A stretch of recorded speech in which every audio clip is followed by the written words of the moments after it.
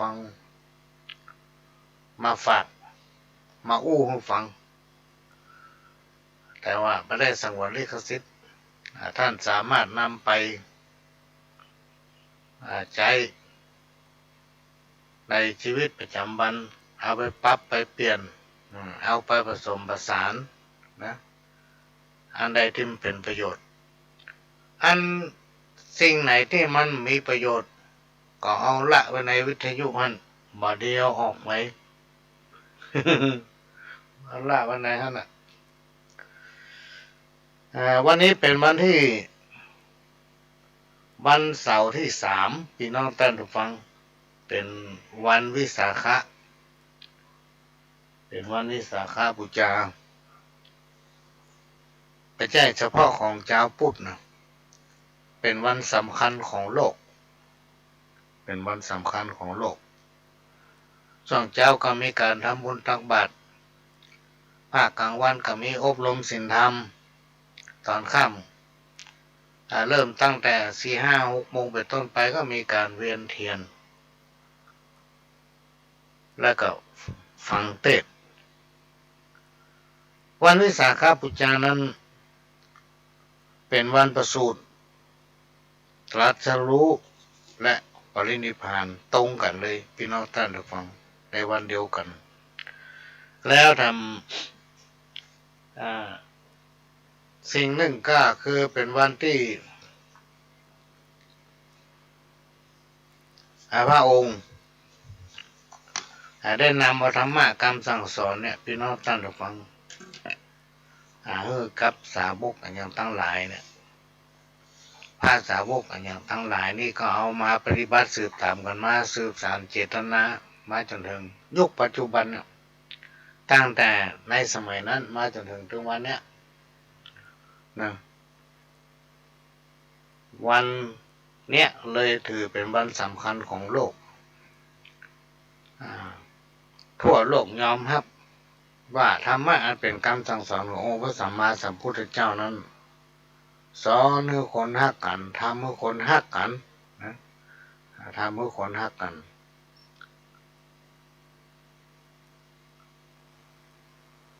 วันนี้ก็มาพบปะพี่น้องท่านผู้ฟังตั้งแต่เวลานี้เป็นต้นไปจนถึง6 โมงแมลงก่อนที่จะนำเอาสาระสัพพะร้อยอันปันเรื่องมาเล่ามาอู้สู่กันฟังก็ต้องขอกราบขอบพระคุณท่านผู้อำนวยการทำร้ายสถานีที่ได้นำเอาเสียงนี้เผยแผ่สู่พี่น้องท่านผู้ฟังแถมสถานีหนึ่งถึงบ้านถึงจองต้องขอกราบขอบคุณท่านผู้อำนวยการสถานีวิทยุล้านนาเชียงใหม่และก็สถานีวิทยุคลื่นพัฒนาคุณภาพชีวิต FM 92.25 วัดหลวงประแดงมหาวิหารสถานีวิทยุ FM 98.75 คลื่นธรรมะของชุมชนวัดห้วยตองซักตำบลขวางเปาอำเภอจอมทองจังหวัดเชียงใหม่สถานีวิทยุมนต์เสียงธรรม 106.25 วัดบูพารามอำเภอแม่แจ่มจังหวัดเชียงใหม่ที่ได้นำเอาเสียงรายการนี้เผยแผ่สู่พี่น้องท่านผู้ฟังก็ต้องกราบขอบพระคุณเป็นเวลาหลายปีมาละที่ได้รับการอนุเคราะห์จากท่านที่เคยนำมาแล้วก่อนที่จะนำเอาสาระมาอู้ก็ต้องขอประชาสัมพันธ์ยอดพระป่าตกค้าง ตอนนี้กลุ่มคณะที่ดำเนินการเกี่ยวกับงานทำบุญทอดพระป่าสามัคคีและในงานทำบุญประเพณีส่งน้ำพระธาตุและพระพุทธสิหิงพระสิงห์จำลองยกเจ้าฟ้าวิหารที่วัดดอยจำแจ้งตำบลแม่โป่งอำเภอดอยสะเก็ดจังหวัดเชียงใหม่โดยอานิวัฒน์ธาตุอินจันทร์ก็ดำเนินการอยู่ตรงปูนแต่ว่านี่พระหลวงก็เอาซองไปหอมแต่ไม่ได้ไปที่วัดสักกรรมเนื่องจากเวลามันจำกัดก็ไปที่บ้านไอ้นิวัฒน์เอาไปฝากไว้หั่นตอนนี้มันมีเวลาได้ไปพี่น้องท่านผู้ฟังเป็นวันพระใหญ่ตัวนะอะไรก็ดีเนี่ยอะไรก็ดีไปเนาะ แล้วก็ได้มีซองอันนี้เป็นซองน่าจะเป็นซองสุดท้ายที่เพิ่นเอามาฝากหอมก็มีพ่อกำนันคำดีแม่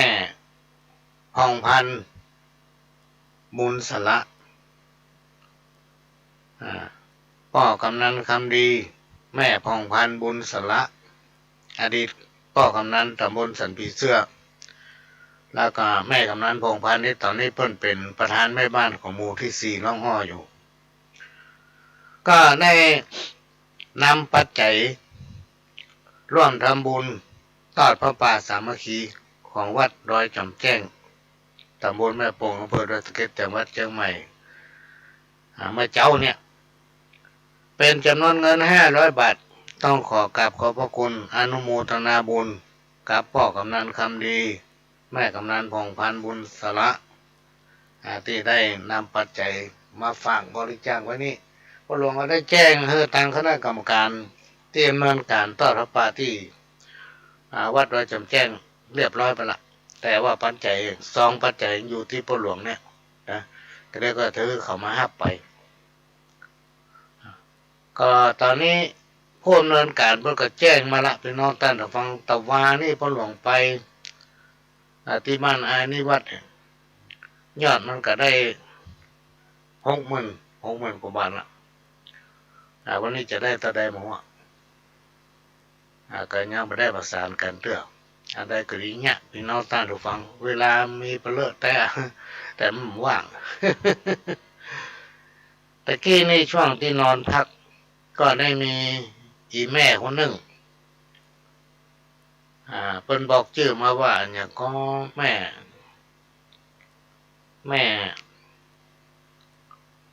ด้วงก็ว่าแม่ด้วนอีกแหมงบ้านไปแล้วเตอะใกล้ก็จะเข้าภาษาละอีแม่ก็ค่อยขึ้นไปนอนก่อนไหนหรอกได้เนอะขึ้นไปนอนก่อนก็ได้ก้อยแปลงก้อยหญ้าไปนะก็ต้องไปเล่งมันเอาขึ้นไปนอนอยู่ก่อนได้ถ้ามันมีประตูมีฝามีมุ้งเนาะขึ้นไปอยู่ก่อนมาได้ก็แล้วถ้าเราพร้อมก้อยทำบุญอันนั้นมันไม่ยากขึ้นไปนอนอยู่ก่อนได้เป็นบ้านของเราเนาะถามว่าจะขึ้นนอนวันใดดีถ้าแม่มีโทรศัพท์สามารถโทรมาที่เบอร์0531100638ได้เนอะมาเดี๋ยวนี้นะ0531100638ถ้ามีโทรศัพท์แต่ถ้ามีนี่จะส่งไลน์ไปกระบอกหัวเพิ่นจะมีไลน์ก่อนเนี่ย จะได้อู้กันอันนี้ก็เป็นนอกเรื่องที่นำมาอู้ในรายการนี้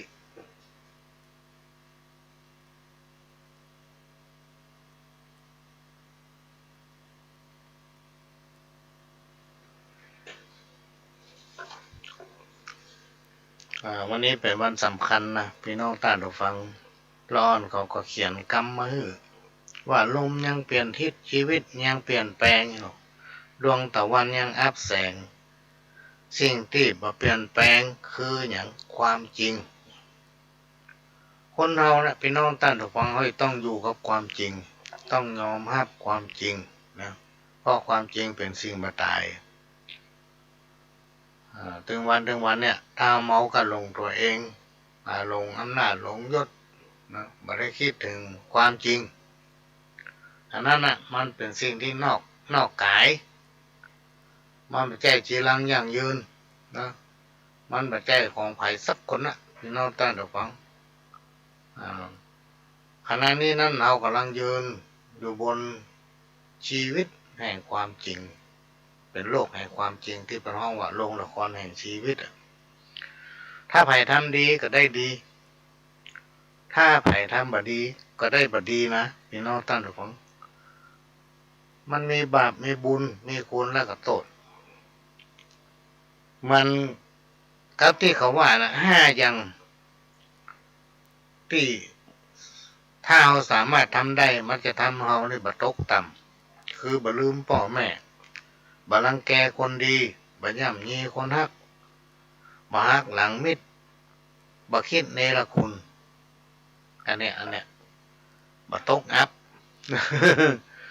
โดยเฉพาะการกินการตานเนี่ยพี่น้องท่านผู้ฟังทำไปเตอตามกำลังเขาจะไปกลัวเสี่ยงแล้วทำไปเตอทำไปก็เดิมถึงได้มา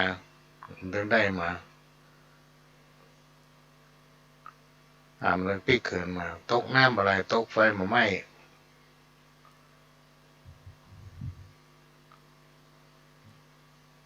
มันเหมือนน้ำบ่อจืมทรายอ่ะ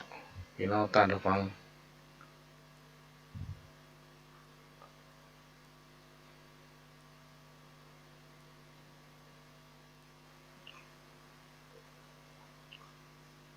วันนี้ก็มาปะกันตั้งแต่เวลาเนี้ยจนถึง6 โมงแมลงที่แรกว่า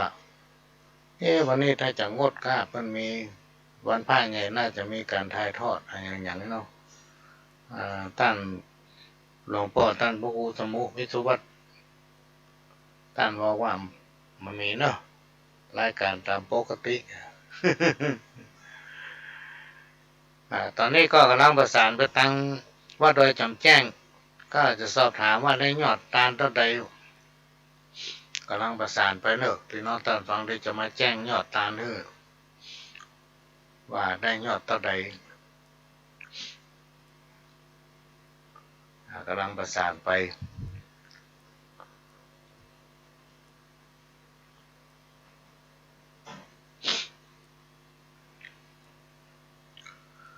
กินตาลหยาดน้ำทำบุญหลวงหลายจักได้สบายเกิดสุขไปหน้า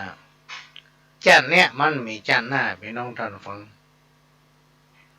ทำบุญไว้นักย่อมจะได้บุญผลบุญนั้นจังมาตอบสนองเพื่ออยู่เย็นเป็นสุขถึงวันนี้วันหน้าพี่น้องท่านฟังประเดี๋ยวมันวุยนะมันวุยครูบาอาจารย์ท่านได้กล่าวไว้ถึงวิถีชีวิตนะหรือว่าวิธีการลดเคราะห์ให้เบาบางหรือถ้ามีกรรมบ่พอนักก็อาจหายไปได้ยกง่ายค่ายหนีหรือหลีกเว้นเพื่อมันทำบุญมันกราบไหว้สักการะเป็นต้นว่าไหว้พระสวดมนต์ก่อนนอนทำบุญตักบาตรหยาดน้ำอุทิศให้เจ้ากรรมนายเวรนะผู้ใดจิตใจร้อนลุ่มขุ่นมัวดุดันขี้โมโหอยู่ที่ไหนจิตใจมักเป็นทุกข์มีความคิดฟุ้งซ่านหน้าตาบ่ค่อยมีสง่าราศีนะครูบาอาจารย์ท่านได้กล่าวไว้ว่าเพราะว่าเมื่อในอดีตชาติและในโลกปัจจุบันเป็นคนตันหนีบ่กินบาตานขี้จิอยากไม่ยังก็บ่กินกลัวเสี่ยง ตึกห่าน่ะ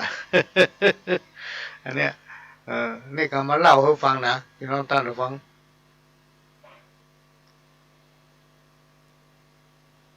ต้องขออนุโมทนาบุญกับวัดจอมแจ้ง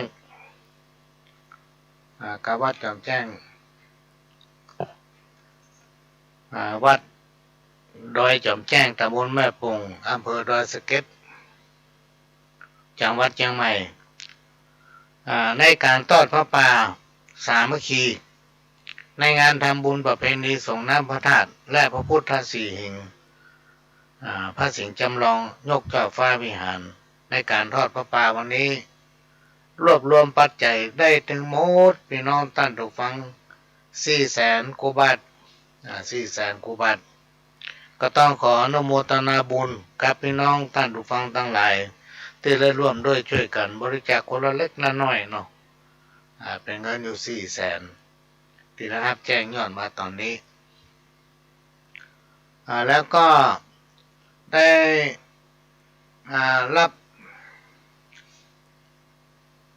ยอดพิเศษเป็นยอดพิเศษ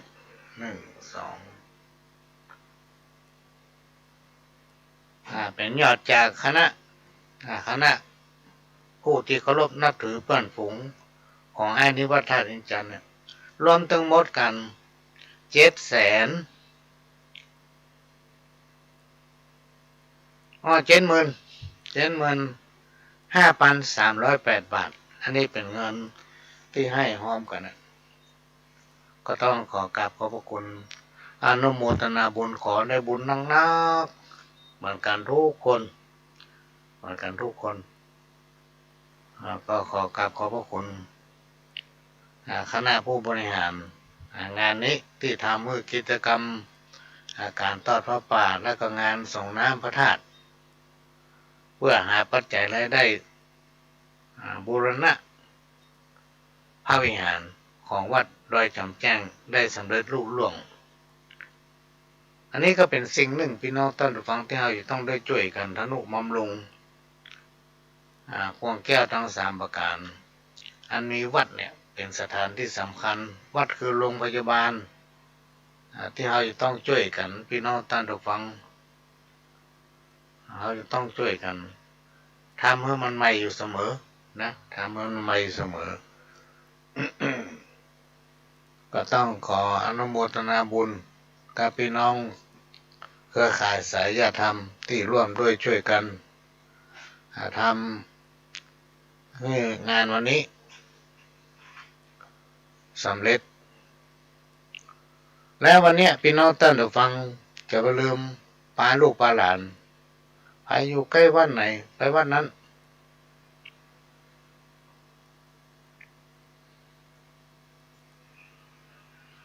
ไปอยู่วัดไหนใกล้วัดไหนไปวัดนั้นเนอะวันนี้นะช่วงนี้จะให้ฟังซอสักแป๊บหนึ่งพี่น้องท่านผู้ฟังซอประวัติของเถระประวัติของครูบาโสภาเปิ้นสักแป๊บเดียวฟังสักหน่อยหนึ่ง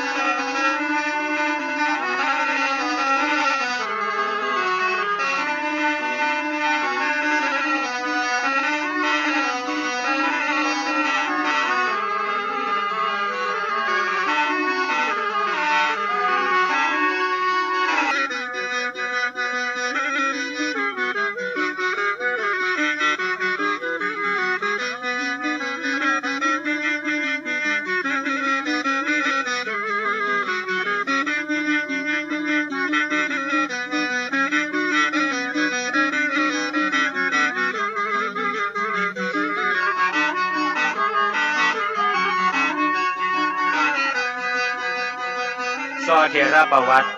พระเดชพระคุณพระอภัยสารทะประถมสังฆราชาแห่งล้านนาครูบาโสภาโสพโนวัดฝ่ายหินอำเภอเมืองจังหวัดเชียงใหม่ซอโดยแม่บัวซอนเมืองป้าว40,000เมืองยองจ้างปีก้อยวิทวัฒทิโนน้องหลอนปีกางวิสิตชัยวงศ์น้องดิวปีเล็กกวินดวงแก้วสลามือซึงพิษณุการสายแก้วน้องจ๊อบเชิญรับฟังได้แล้วครับ เ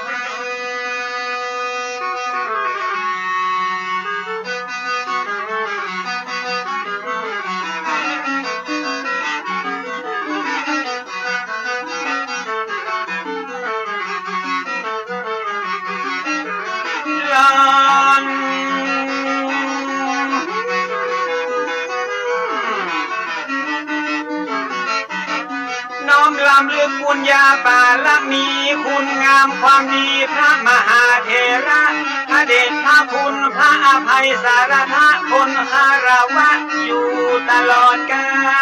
ล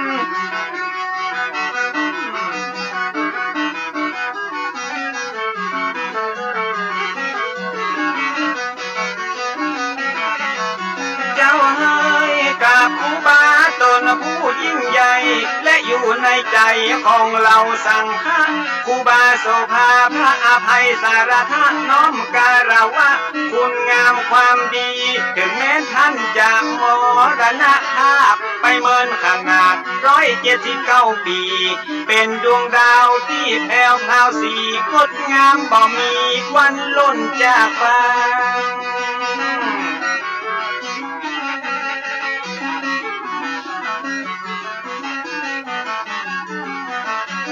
ร่างกายผู้พังผลงานยังอยู่กำสอนเป็นครูกำผู้เป็นอาจา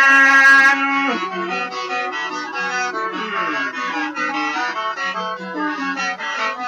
ไปนะ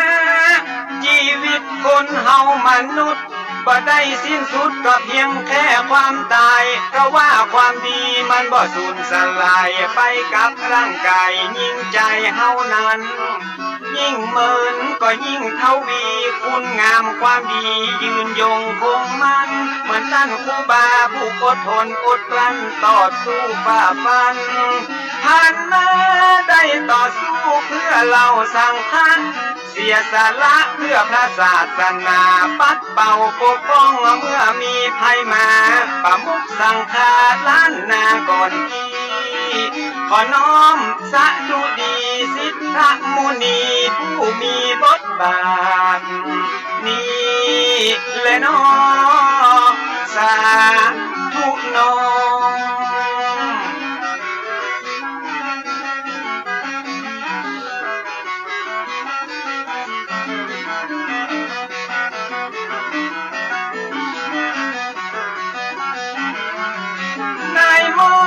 ได้จะลึกเป็นประวัติศาสตร์ผู้คนไว้กราบอย่างภาคภูมิใจ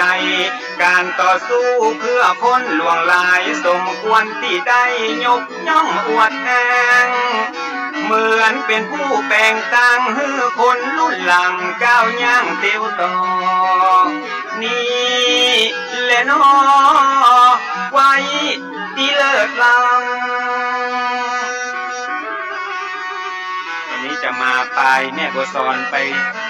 ผู้ประวัติของหลวงพ่อครูบาตนเก่าตนแก่ของเมืองเชียงใหม่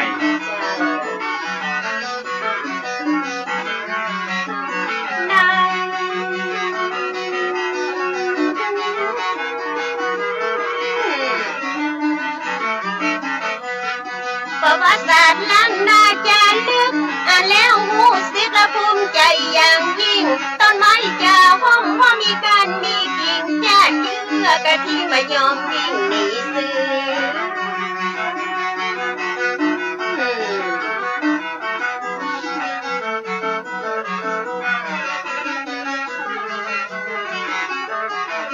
เจ้าเอ่ยการทำดีแล้วพวกคนส่วนมากแล้วมันยากแสนยากเหลืออย่างทุกสิ่งวันว่าต้นไม้แล้วมันมีหลายกิ่งมนุษย์ใจยิ่งหลายชาติพันธุ์ต่างพ่อต่างแม่ทุกสารทิศฉะนั้นความคิดมันจึงต่างกันนะผู้ทุกชนธรรมดาสามัญประจักษ์พระอรหันต์มันจึงเป็น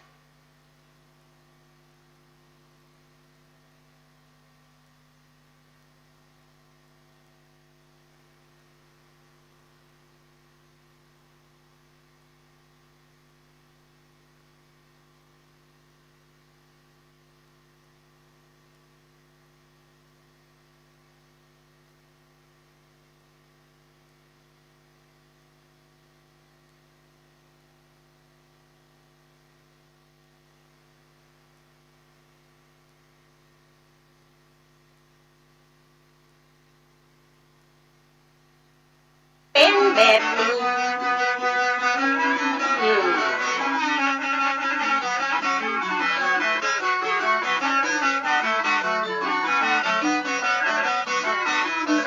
ขณะนี้พี่น้องท่านผู้ฟังก็กำลังรับฟังรายการจากทางสถานีวิทยุกระจายเสียงพระพุทธศาสนาแห่งชาติและสังคมขึ้นเพื่อการศึกษาพระพุทธศาสนาและวัฒนธรรม FM 104.50 เมกะเฮิรตซ์จากวัดฝ่ายหินวัดฝ่ายหินตั้งอยู่ตำบลสุเทพอำเภอเมืองจังหวัดเชียงใหม่หลังมช.พี่น้องท่านผู้ฟังก็เป็นสถานีของพี่น้องคนฟังทุกท่านเป็นเจ้าของเนอะที่เราจะต้องช่วยกันทนุบำรุงพี่น้องท่านผู้ฟังถ้าไปมาไปผ่านมาทางวัดฝ่ายหินผ่านมาทางในเมืองก็ไปแวะไปเอี่ยวที่วัดฝ่ายหินได้ช่วงนี้อากาศมันเปลี่ยนพี่น้องท่านผู้ฟังก็ต้องรักษาสุขภาพของตัวเก่านะอากาศมันเปลี่ยนเวลาไปหันไปนี่แล้วก็มีข่าวว่าไวรัสมาทำละอีโลแต่มันมานัก มันมานัก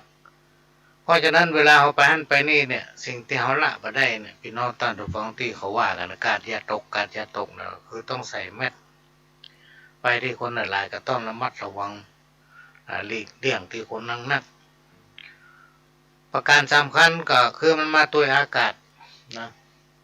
และอากาศตั้งเหนือเขาเนี่ยในช่วงเนี้ยรวมมาถึงทั่วโลกมีความร้อนขนาดเลย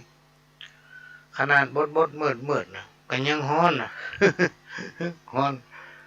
อากาศอย่างเงี้ยพี่น้องท่านฟังมาเป็นอันตรายต่อสุขภาพเป็นอันตรายต่อสุขภาพกินน้ำอุ่นเนี่ยมันถึงมีอิ่มต้องกินน้ำเย็นพอกินน้ำเย็นเข้าไปแล้วก็เดือดทำให้คอแห้งบางผู้บางท่านนี่บางแง่การทำงานนะเป็นลมตกเก้าอี้เลยก็มีลองดูข่าวกรรมเก่าวันนี้กินบุญเก่าหมายถึงเมื่อในอดีตชาติ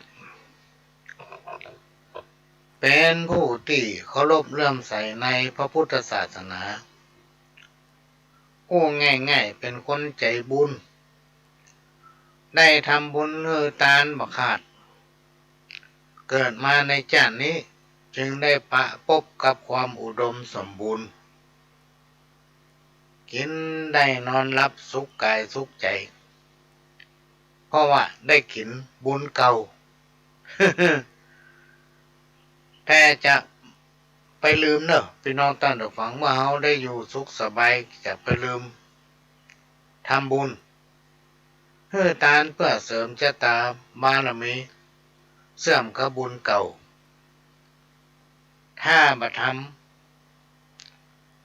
ทำบุญเพิ่มเพราะน้องว่ามันก็มีอันอย่างที่ไปเชื่อมกับบุญเก่าได้พี่น้องท่านผู้ฟังระวังเตอะกระเดียวบุญเก่ามันหมด บุญใหม่ก็มาทำนะอันนั้นท่านจะอิดมันมีมากรรมล่ะน้ำที่มันไหลจากทรายมันก็จะยุดเนี่ยกลายเป็นแห้งแล้งก็จะมีสภาพของอันนี้ก็มาเล่ามาอู้สู่กันฟังกรรมเก่ากินบ้านกินเมืองอันนี้มีความหมายว่ามักจะเป็นคนบ่ชอบแยกการทำงานการนักก็มาเอาการเบาก็มาสู้มีอุปนิสัยกินท่านน้อยนี่น้อยบ่ฮู้จักประมาณตนบ่ให้หากินด้วยสติปัญญาชอบหากินในทางทุจริตหันเงินหน้าดำหันคำหน้าไหนเลย คนประเภทเนี้ยพี่น้องท่านผู้ฟังกันว่ามันได้สตางค์เต็มกำนะในกระเป๋ามันมีสตางค์นี่นะเรื่องพอหน้าไผ่ละเพราะมันเป็นคนที่ชอบเอาตัวรอดของมันได้กินนะคนอื่นไผ่จะเป็นได้ก็จ้างมันสนใจละ คนประเภทนี้มันมีความจริงใจกับไผ่หักหลังพักพวกเพื่อนฝูงได้ทุกเวลาเป็นห้องว่ากินบ้านกินเมือง กรรมเก่าทำกรรมหนึ่งกุเรื่องกู้หน้านี่มีความหมายว่ามักชอบกุเรื่องสร้างเรื่องขึ้นชอบโกหกกอกกิ้งเอาดีใส่ตัวเอาสิ่งบดีใส่เปิ้นคนอื่นเพื่อกู้หน้าตนเองเอาชื่อเสียงใส่ตัวเก่าอันดีๆเข้าหาตัวมันหมดอันไหนที่มันบดีนะที่มันบดีนะยกให้เปิ้นคนอื่น คนประเภทนี้ก็มีนะตะกี้นี่ได้แจ้งประชาสัมพันธ์ถึงแม่คุณแม่วิด้วนแม่วิด้วนจำนามสกุลมาได้หรือว่าไม่ได้ถามสักคำเนี่ยบอกว่าจะขึ้นบ้านใหม่ขึ้นไปนอนบ้านใหม่บ้านก็มาเลี้ยวดีเด้อก็ขึ้นไปนอนได้แม่ก้อยแปลงก้อยเนี่ยก้อยทำไปถ้าเอาพร้อมมาได้ก้อยทำบุญเนาะขึ้นนอนก่อนตะกี้ไม่ได้บอกวันเพิ่นไปสักคำเมาเนี่ยการทำงานแล้วก็มีแขกตัวน่ะแม่ก็โทรมาได้เนอะ053-110-638เป็นอันเนี้ยหรือว่าออกรายการสักกรรมก็โทรได้อยู่วันนี้เริ่มเปิดโทรศัพท์ตัวนี้ใจละ053-110-638เพราะไลน์ของแม่เพิ่นมามีตะกี้นี่เราออนซ่อหาไลน์ละมันมีบ่ให้ติดต่อได้ทางใดน่ะถ้าแม่ฟังรายการนี้อยู่ก็โทรมาได้หรือไปฟังก็บอกให้แม่เปิดหรือว่าจะโทรมาตอนค่ำน้อยก็ได้ใจเบอร์โทรศัพท์ตั้งต้นเนี่ยไปน้องท่านผู้ฟังมันจะหาตัวเลขง่ายน้อยมันมีอยู่กี่ตัว110-638เนอะ110-638แต่ต้องกดเลขนั้นไม่ให้น้อย053นี่นะพี่น้องท่านผู้ฟังสามารถโทรมาได้เราก็จะได้บอกวันฮื้อนี่ขอแจ้งทางรายการเนี่ยได้รับทราบมูลที่ตอนแม่มันตังใดมาได้ล็อกวัสกรรมตะกี้การมาก่อทำการหนึ่งพลิกหน้ามือเป็นหลังมือมีความหมายว่าเปลี่ยนจากเดิมมีการปฏิบัติตัวตรงกันข้ามกับที่เคยเป็นคนประเภทนี้เป็นห้องว่ามีตาแต่มามีแววหมายถึงขึ้นอะไรยังขึ้นกล้าวันนี้ขึ้นกล้าวันนี้นะมันบอกขึ้นถึงวันพุธเป็นห้องตามามีแววพิงหน้ามือเป็นหลังมือคนตะก่อนเป็นว่าการใส่ร้ายคนอื่นนะครูบาอาจารย์กล่าวว่ามันบ่สามารถทำให้คนที่เฮาใส่ร้ายคนนั้นเป็นคนบดีได้นะครูบาอาจารย์ได้กล่าวไว้ว่าคนเฮาเนี้ยเปรียบเหมือนหนังสือถ้าเฮาบ่เปิดอ่านก็บ่ฮู้ว่าในหนังสือเล่มนั้นมีสาระข้อความอันหยังพ้องการพ่อคนจงอย่าพ่อเพียงแต่หน้าตาเพราะหน้าตารูปร่างการแต่งกายไม่สามารถรู้ถึงจิตใจของเขาได้พี่น้องท่านผู้ฟังอันเนี้ยเมื่อจำไว้เถอะอันนี้ก็เป็นเรื่องที่นำมาฝากในรายการวันนี้กรรมเก่าทำกรรมหนึ่งห้อมหนูไตห้อมในเตียวมีความหมายว่าคนเราทุกคนต่างคนต่างกระทำหน้าที่ของไผของมันไผมีหน้าที่อันหยังก็ควรทำหน้าที่อันนั้นคือดีรวม ก็คือทำหน้าที่ของตนเองคือดีที่สุดนะทำตามหน้าที่ของไปของมันบดีไปก้าวไกลกันตีมันทะเลาะเบาแวงกันถึงวันนี้คือก้าวไกลกันไปคิดแทนเพื่อนคนอื่นบางทีเป็นเจ้าเรื่องของตัวสักน้อยก็เอามาคิดเอาไปอู้เป็นฟืนเป็นไฟก็เดี๋ยวทะเลาะกันละเพราะมันมาอยู่ตามห้องตามหนทางของไปของมัน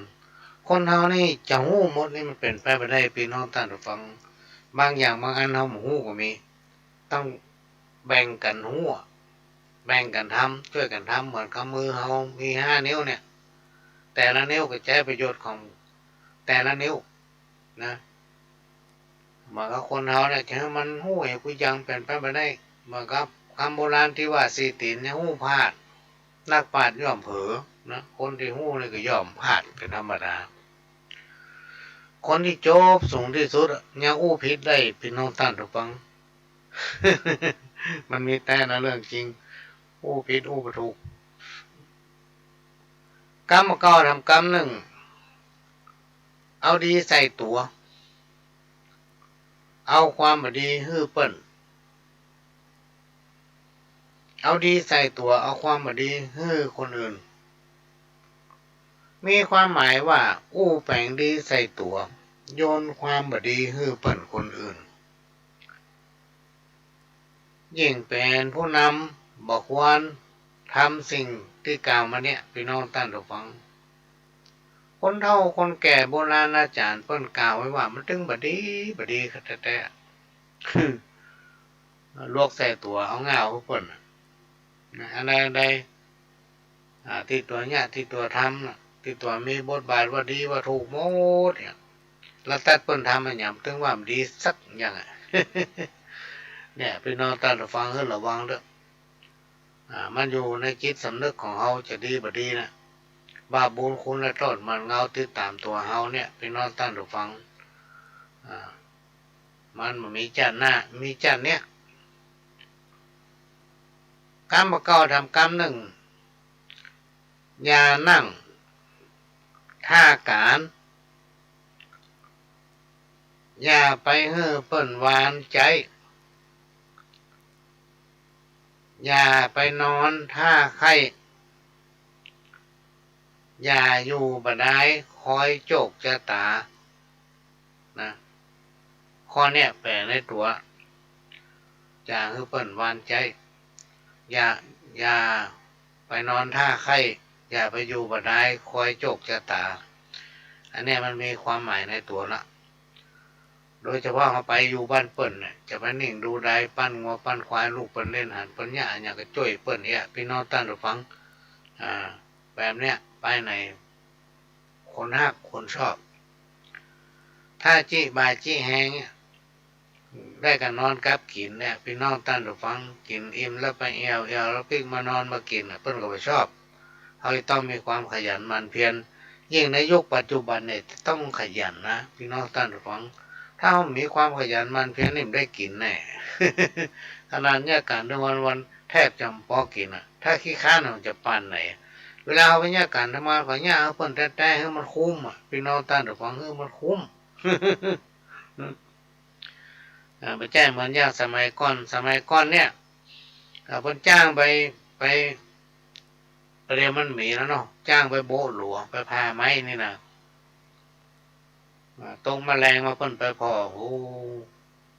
คนทั้ง3 คนช่วยกันพาไม้โบหลวงได้น้อยเดียวเพิ่นก็เลยบอกว่าโอ้เขาจ้างสู่เขาคนละ300บัดนี้3 คนนี่ตก900ที่สู่เนี่ยการนี่เฮาขายมันจะได้กว่านี้900เนาะ เนี่ยการนี่เพิ่นได้น้อยเดียวเพิ่นจ้างแปลงเสียงสตางค์นัก กรรมเก่าทำกรรมหนึ่งเสือเท่าจำศีล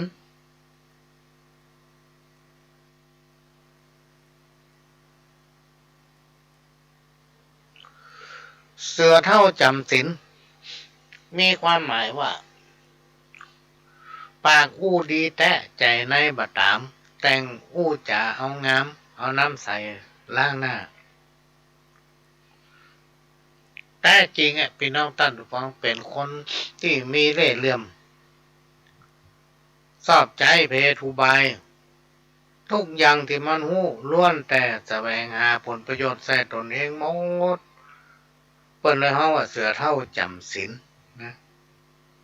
เหมือนมีเสือตัวนึงอ่ะมันเท่าละจะไปซ้อหากินก็ลำบากนะลำบากจะย่างได้ดีจะได้กินสัตว์ในป่าเนี่ยง่ายๆก็เลยมานึกใจได้เขาแต่งจำศีลดีกว่าเวลาไผมาหาเขาก็สั่งสอนเขาอดเอาต้องกินเขาเตื้อยเนาะ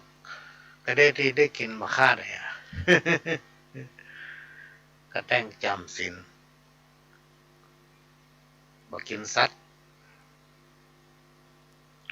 ตั้งหลายสงสัยแหละพี่น้องท่านผู้ฟังกระต่ายก็มาสงสัยกระต่ายกระถามหาจิ้งจอกว่าเสือตัวนี้มันจะใดวันนี้มันไปที่ไหนมากินอะไรอย่างสักอย่างนะวันนั้นมีกวางมีเม่นมีเห็นมีอย่างล่นไปต้องต่ำทั้งหน้ามันละพอจะโจรมาละมันกับเนี่ยได้สักอย่างไก่ป่าทำมาติ๊กมันกับเนี่ยได้ตามรักมันต้องจับกินเลย สงสัยป้านเข้าไปถามว่าธรรมดาเสือเนี่ยมันจะกินสัตว์ต่างๆที่มาใกล้เนาะหรือพันก็ซอกกินแต่เสือตัวนี้เป็นจะได้ว่ามากินอย่างสักอย่างนอนหลับตาอยู่เนี่ยนะบางทีก็ลุกนั่งบางทีก็ยืนบางทีก็นอนอยู่อย่างนี้มาตลอดได้2-3 วันแล้วเขาไปไหนมาเขาก็หันอย่างเงี้ยโอ้เขาถือศีลนี่หรอสอนเปิ้นแต่งสอนหมาจิ้งจอกสอนกระต่ายมีอยู่วันหนึ่งกระต่ายกับหมาจิ้งจอกเนี่ยทะเลาะกันพี่น้องท่านผู้ฟังมาหาเสือก็บอกว่าสู่ไปทะเลาะกับที่ไหนต้นสายไปเห็นเป็นได้ลองเล่าฟังลอยพุ่นกาที่อยู่ของเขาพวกกระต่ายก็ว่าที่อยู่ของเขาพวกหมาจิ้งจอกว่าที่อยู่ของเขาพวกเสือก็เลยว่าเอาอีกก็แล้วกันทำสักผูกไม่เจ้าก่อนแจ้งก่อนตะวันจะขึ้นนะสู่มาเฮาเนอะวันนี้เราจะลองไปดูสถานที่ก่อนที่สู่ทะเลาะกันนะว่ามันเกิดจากอย่างแท้เองเสือก็ทำทีบอกว่ามาเจ้ามืดหน่อยเอาอีกก็แล้วกันกระต่ายให้มาก่อนมาให้ก่อนมาถึงก่อนหมาจิ้งจอกสักขวายน้อยหมาจิ้งจอกถึงมาเอกรอตะวันออกหมาจิ้งจอกถึงมาเนอะพอตกเจ้าพี่น้องท่านผู้ฟังฟ้าจะเริ่มสางแล้วก็ตายก็มาเสือก็ทำทีว่าตนเองจำศีลกำลังภาวนา โอ้เขาภาวนาลมออกหูประเดี๋ยวนี้นะหูแค่ดีก็ได้ยินอย่างซักอย่างเลยมาใกล้ๆนี่เข้ามาใกล้ๆมาใกล้ๆหูเขาเพราะว่าหูเขาแบบนี้เขานั่งภาวนาคืนหูหนกกระต่ายโม่เข้าไปใกล้ที่หูเสือก็ปั๊บติกินเลย กินแล้วก็ทำทีเป็นนอนปฏิบัตินะนอนปฏิบัติพอควายซ้ำน้อยหมาจิ้งจอกมาละไปนอนตั้งตัวฟังโอ้หมาจิ้งจอกกันมาเข้ามาใกล้ๆวันนี้หูเขาวันนี้ล้มเอาหูเพราะว่าเขานั่งภาวนาตั้งแต่คืนมาจนถึงประเดี๋ยวนี้กำลังออกประเดี๋ยวนี้เข้ามาใกล้ๆมาอู้ใกล้ๆหูนี่เขาไม่ได้ยินพอหมาจิ้งจอกเข้าไปกันติกินหมาจิ้งจอกทำคนเขาเสือเท่าจำศีลนะทุกอย่างล้วนแต่มันเสแสร้งพี่น้องท่านฟังหาประโยชน์ใส่ตัวเองเนี่ยก็ให้ระมัดระวังเถอะมดแง่มักน้ำมันหมูศัตรูมักใส่โตดค คนขี้โคตรจั่งเสียเข้าของคนจ่องหองบ่มีเปื้อนคนบ่ลงบ่เลื่อนเปิ้นจังสลิดคนมีความผิดแปลงหน้าโศกเศร้าคนขี้เหล้ามักกินป่าอาหารแม่มารมักส้มคนขี้จมลูกหลานจังคนขี้จิบ่มีเพื่อนป้องคนมักนุ่งมักย่องบ่มีเงินถึงได้จะแต่เนอะพี่น้องท่านผู้ฟังหันยังก็แค่ได้นะคนสอบแต่งสอบย่อง มีสตางค์ว่ะมดงานเนี่ยพี่น้องท่านผู้ฟังเป็นปกติธรรมดามันจะชอบขึ้นต่อมน้ำมันหมูนะจะต่อมน้ำมันหมูกามแย่เปล่าเนี่ยในสมัยก่อนเมื่อเขาเป็นละออนเนี่ยหันคนเราคนแก่ปองเว้ยเปิ้นเอากะลาเปล่ากะลงเปล่าเนี่ยขูดเอาตั้งในมันไปทำขนมจ๊อกไปทำไส้ขนมนะแล้วเอากะลาเปล่าที่ขูดพ่องขูดพ่องที่มันเหลือติดกะลาอยู่เนี่ยเอามาควบไว้ที่ใดที่หนึ่ง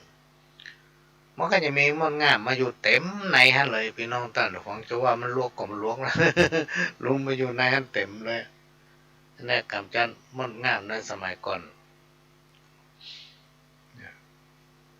น้ำมันหมูน้ำมันอย่างเนี้ยมันชอบขึ้นในขัวไฟนี่ศัตรูมักจะปองร้ายคนที่มีนิสัยเกี่ยวกาดมักจะทำให้เข้าของเสียหายคนที่มีนิสัยยิงยโสนะบ่มีไผคบหาสมาคมเป็นเปื้อนคนที่มีความผิดมักจะทำหน้าตาโศกเศร้ามีความวิตกกังวล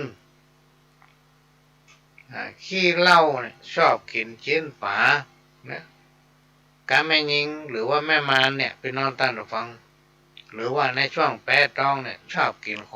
ของส้ม ชอบกินของส้มและหามกันนึงที่ว่าคนเฒ่าคนแก่นั้นมันขี้จมเนาะลูกหลานหรือว่าละอ่อนเนี่ยบ่ใครชอบเขาบ่ใครได้ยินน่ะกรรมโบราณบอกถึงว่าเวลากินข้าวจะไปจมหื้อนอนเดี๋ยวมันกินข้าวอิ่มพ่องพิมพ์พ่อมันลูกเลย คนตันนีคนขี้จิไผ่บ่ใครคบ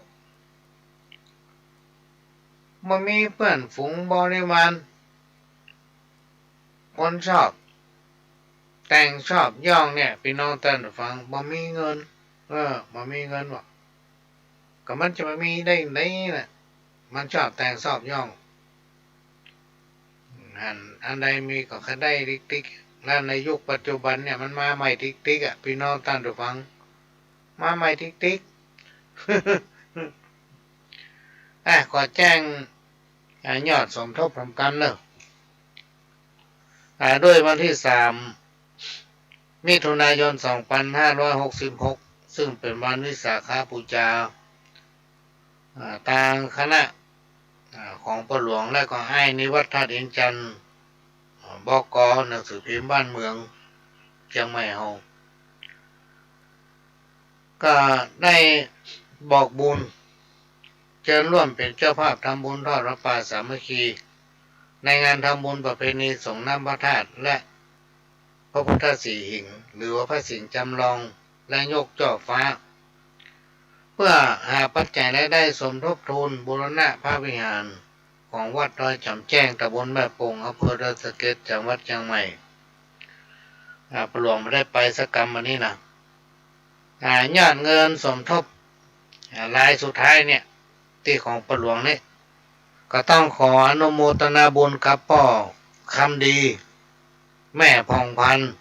บุญสละ บ้านล่องอ้อเนี่ยอดีตพ่อกำนันคำดีบุญสละแม่กำนันพองพันบุญสละแม่พองพันนี่เพิ่นเป็นประธานแม่บ้านอยู่ตอนนี้พ่อกำนันนี่เพิ่นก็อยู่บ้านเพิ่นได้ร่วมทำบุญในการดังกล่าวไปจนว่าเงิน500 บาทอันนี้ได้แจ้งเพื่อทางคณะกรรมการผู้ดำเนินรายการเกี่ยวกับการทอดพระป่านั้นรับทราบเรียบร้อยละแต่ปัจจัยยังอยู่ที่พระหลวงนี่อยู่ตอนนี้ยอดโดยประมาณ400,000 บาทเฉพาะในกลุ่มที่พระหลวงได้เจ้าที่ตำรวจแล้วก็ให้นิวัตร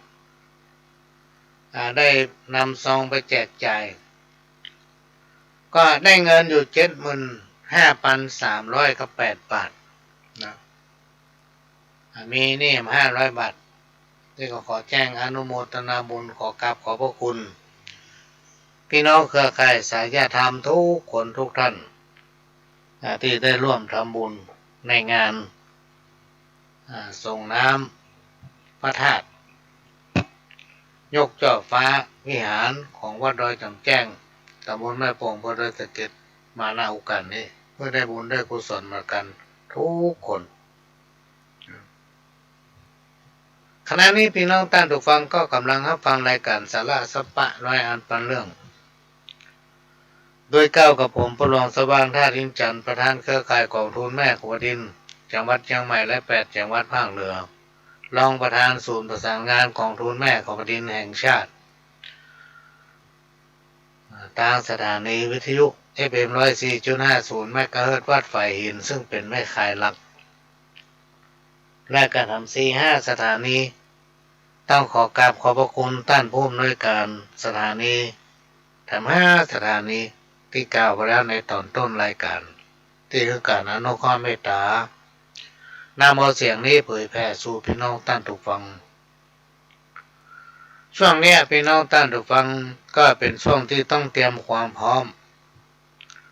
ของเครือข่ายหมู่บ้านกองทุนแม่ของแผ่นดินตอนนี้มีหมู่บ้านต้นกล้าเพิ่มขึ้นทำทุกอำเภอจะมีหมู่บ้านต้นกล้า1 หมู่บ้านที่เป็นหมู่บ้านเข้มแข็งพร้อมที่จะไปร่วมพิธีรับพระราชทานเงินกองทุนเปิดห้องเงินขวัญถุงกองทุนแม่ของแผ่นดินที่กรุงเทพมหานคร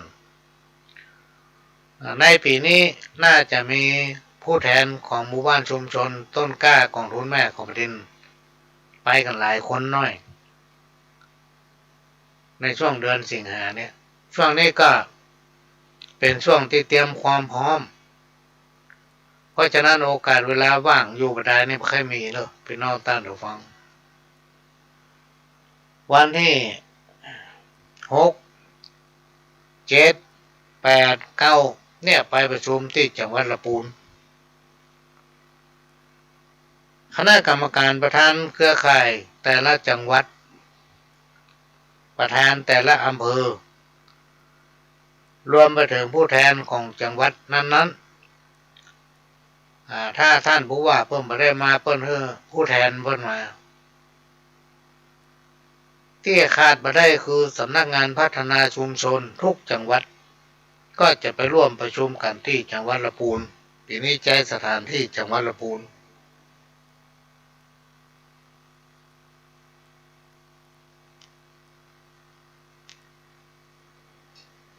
จังหวัดต่างๆที่อยู่ไกลเนี่ยเพิ่นมากันวันที่5แล้ว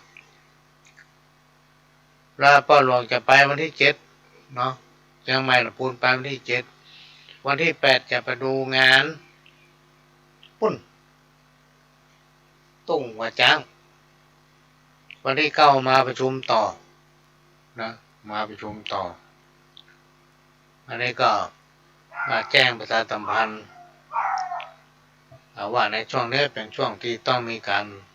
ประชาสัมพันธ์และก็รณรงค์สร้างความเข้าใจกับพี่น้องเครือข่ายกองทุนแม่ของแผ่นดิน อย่างจังหวัดเชียงใหม่นี่มีทุกอำเภอนะพี่น้องท่านผู้ฟังแล้วจังหวัดใกล้เคียงทำก็อย่ามาพบปะกันปรึกษาเรื่องกันใน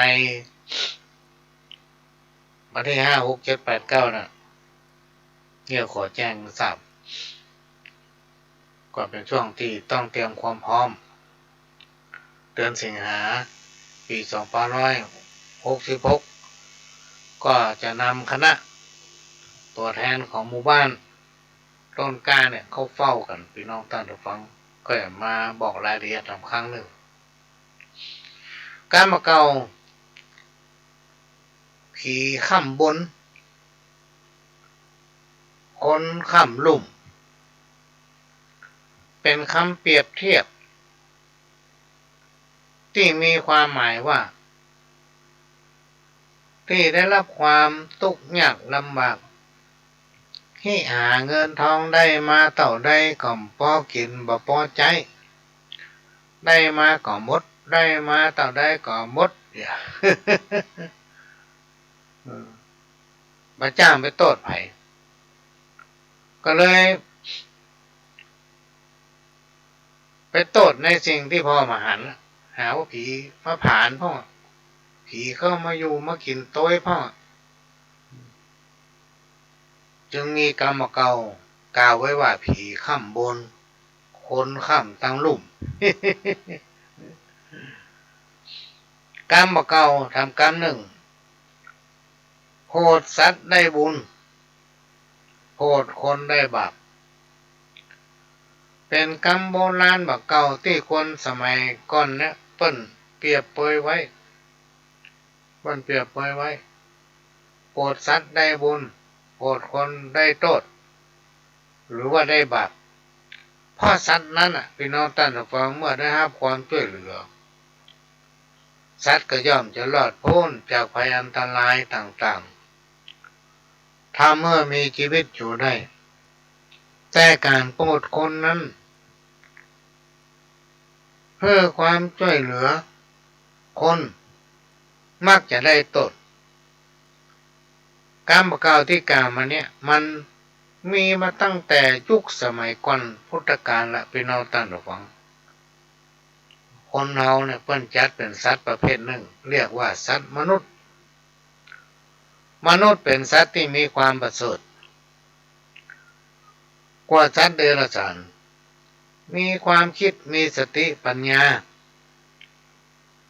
สัตว์มนุษย์นี้มีอุปนิสัยบ่ค่อยฮู้จักกูลขนพี่น้องท่านผู้ฟังลองตองบ่แล้วมันแต้ก็บ่แต้ม่วนเด้อแต่เต้าที่มาพอนี่น่าจะแต้นะ น่าจะแต้เต้าที่มาตองพอนะน่าจะมีแต้เนอะทำกรรมหนึ่งผัวแก้วเมียแสง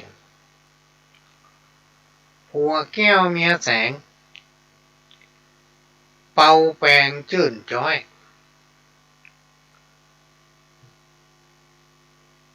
เป่าแปงจื่นจ้อยบ่มีโศกเศร้าเคียงข่ายผัวเพศเมียยักย่อมจักสิบหายเป็นติละอายคนตั้งหลาย10 สาวเจ้าบ้าน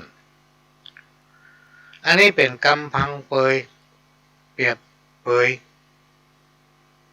ผัวเมียที่ดีอยู่ด้วยกันด้วยความฮักปองดองกันนะซื่อสัตย์ต่อกันมีความจริงใจต่อกันนะย่อมจักเป็นครอบครัวที่มีความอุดมสมบูรณ์และมีความสุขผัวกับเมียถ้าซื่อใส่ต่อกันนะพี่น้องท่านผู้ฟังบัดนอกอกนอกใจกันที่มากล้าขึ้นจังมีแต่สิ่งดีๆเข้ามาสู่มาหาคนตะกอนบนว่าให้มากล้าขึ้นอยู่ม่วนกินลำบอกว่าสุขและทุกข์ช่วยกันกึศช่วยกันสร้างบัดทะเลาะเบาะแว้งการทะเลาะเบาะแว้งย่อมจักทำให้เข้าของเสียหายย่อมแถมอย่างเนื้อเป็น เป็นที่เบื่อหน่ายของเปิ้นบ้านน่ะพี่น้องท่านฟังแต่เขากำลังจะรับดีๆพิษหัวกันเลยอ่ะ ชอบพิษกันเมื่อคืนเดิงๆเกินคืนมันพิษหัวกันการประกอบทำกรรมหนึ่งผัวเป็นหิงเมียเป็นข้องผัวเป็นแก้วเพื่อเมียเป็นแสงผัวกับเมียเป็นผู้นำในครอบครัวเป็นผู้ทำหน้าที่ภายในบ้านหรือครอบครัวเปรียบเหมือนเป็นดวงแก้วที่สุกใสผัวดีเมียดีเป็นที่ฮักแก่สรรพสิ่งทั้งหลายไปที่ไหนตั้งใดมีคนชอบยกย่องชมเชยตรงกันข้ามกับผัวบดีเมียบดีที่โบราณเป็นว่ากู้ปันห้าไปที่ไหนมันมุ้ยปากใส่นี่ กู้ปันห้า3 วันนี้4 วันให้ทะเลาะกันมาซื้อใส่กันหิมมาก้าขึ้นเป็นว่าการประกอบทำกรรมหนึ่งฝ่ายสองเมืองฝ่ายสองเมืองเมืองสองเจ้าฝ่ายสองเมืองเมืองสองเจ้าเอาคนต่างด้าวมาเป็นใหญ่เป็นโตทำหรือว่ากั้นน้ำ2 สายโบราณว่าบดีบ้านไหนเมืองไหนมีพญาเจ้าเมือง2 คนเนี่ยบดี บดีท่านประการเรื่องโบราณกล่าวว่าเอาต่างบ้านต่างเมืองมาเป็นคนน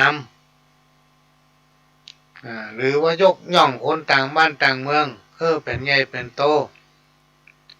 คนโบราณกล่าวว่าบดีเลยเพราะว่าคนต่างบ้านต่างเมืองนั่นน่ะพี่น้องท่านฟังต่างหลายมันแจ้งหู้ลึกซึ้งถึงขนบธรรมเนียมวัฒนธรรมประเพณีของบ้านเฮาลุง มันหมูมันไม่แจ้งมันใหญ่มันใหญ่น้อยบ้านเฮามันใหญ่มาจากที่อื่น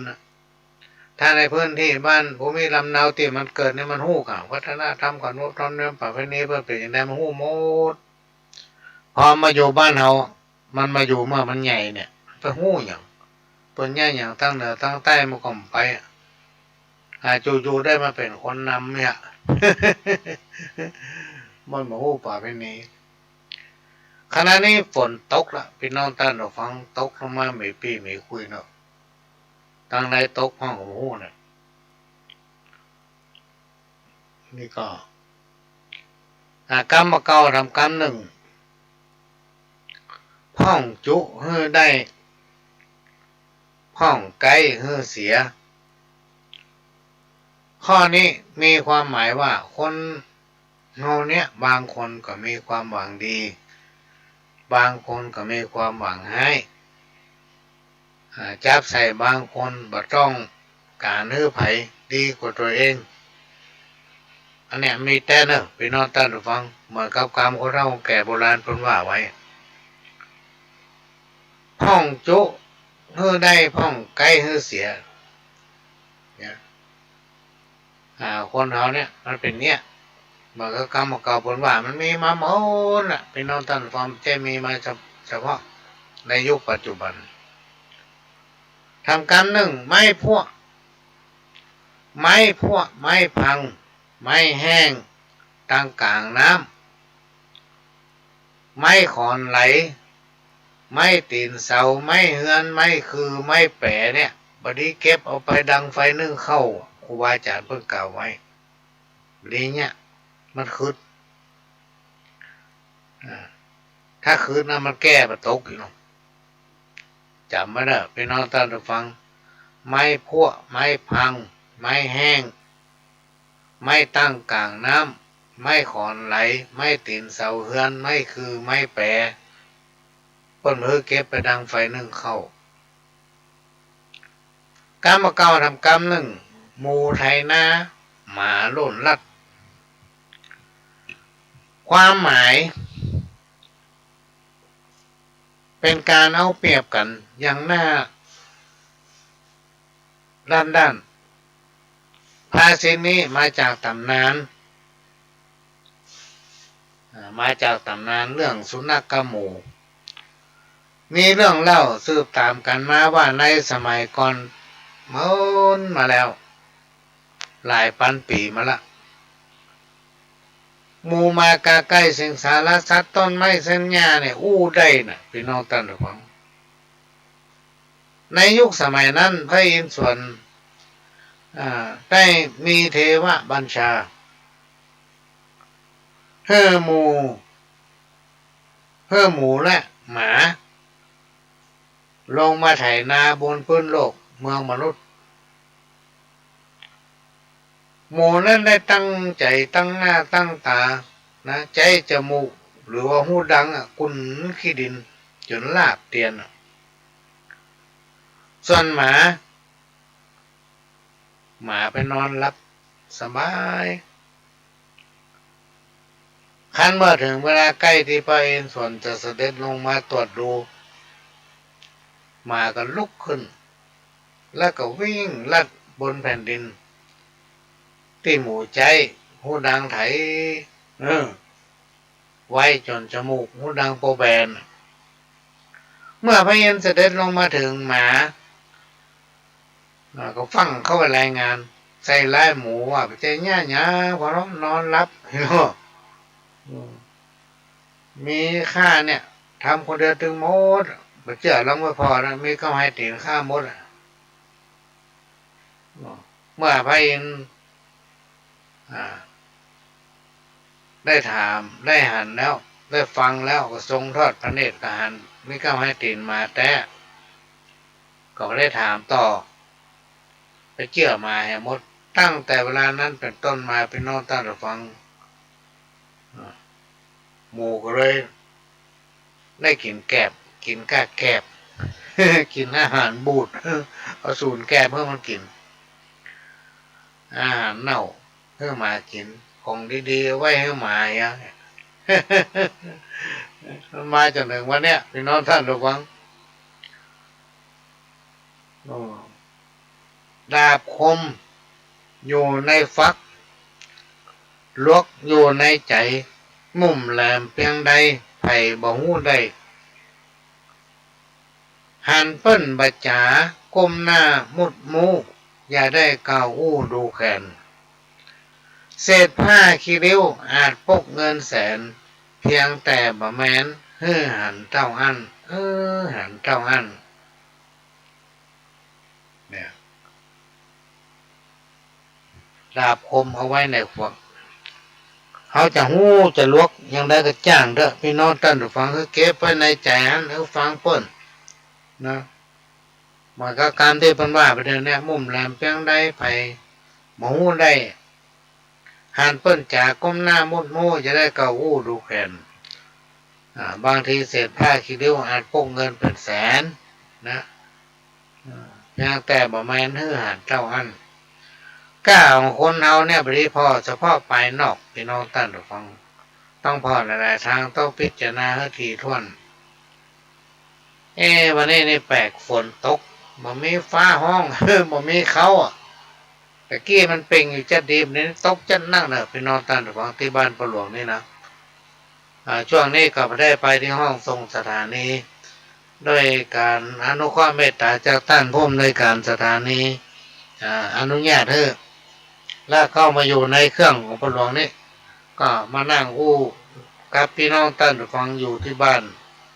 ฝนตกหนักขนาดเลยตอนนี้นะกลัวไฟดับขนาดที่บ้านประหลวงนี่ก็เวลาฝนตกหน่อยลมมาหน่อยนะไฟมันจังดับต้นไม้มันนักถ้าวันย่างไปดักปิ้งเนี่ยแสดงว่าไฟดับ ขณะนี้พบปะกับพี่น้องท่านผู้ฟังมาได้ชั่วโมงกับ10 นาทีละพี่น้องท่านผู้ฟังก็กำลังรับฟังรายการสาระสัพพะจากทางสถานีวิทยุกระจายเสียงพระพุทธศาสนาแห่งชาติและสังคมเพื่อการศึกษาพระพุทธศาสนาและวัฒนธรรม FM 104.50 เมกะเฮิรตซ์จากวัดฝ่ายหินสถานีวิทยุ วัดฝ่ายหินนั้นเป็นแม่คายลักเนอพี่น้องท่านผู้ฟังของทางเหนือเขาก็ได้ลิงก์ได้คัดหาจัดหาเอาธรรมะสาระที่ฟังง่ายๆเข้าใจนะมาออกอากาศให้พี่น้องท่านผู้ฟังมาเป็นประจำแล้วก็เมินมาแล้วสถานีวิทยุวัดฝ่ายหินนั้นเป็นของพี่น้องคนฟังทุกท่านที่เราจะต้องช่วยกันทนุบำรุงเด้อพี่น้องท่านฟังจะไปลืมช่วยกันทนุบำรุงเราจะอยู่ด้วยกันไปเมินนะถ้าเอาวัฒนุบำรุงมันพี่น้องท่านฟังก็ได้ไปดักปิ้งไหลอะไรก้มป้าเลยอันนี้ก็ฝากไว้เป็นของพี่น้องคนฟังทุกท่านเป็นเจ้าของกันช่วยกันคนละน้อยตามกำลังของไหวของมันเด้อพี่น้องท่านฟังการประกอบทำกรรมหนึ่งเมียมันนับถือผัวครูบาอาจารย์ท่านกล่าวไว้ว่าเมียมันนับถือผัวมีคำของเต้าหัวของมดผัวมันนับถือเมียมีแก้วแหวนเงินคำเต็มลำเหือก็บักคัก อันนี้กรรมเก่าคนเท่าแก่เป็นว่ากรรมเก่าทำกรรมหนึ่งทำดี100 หนเสียงคนเงียบมิดฟังหาบ่ได้กรรมเดียว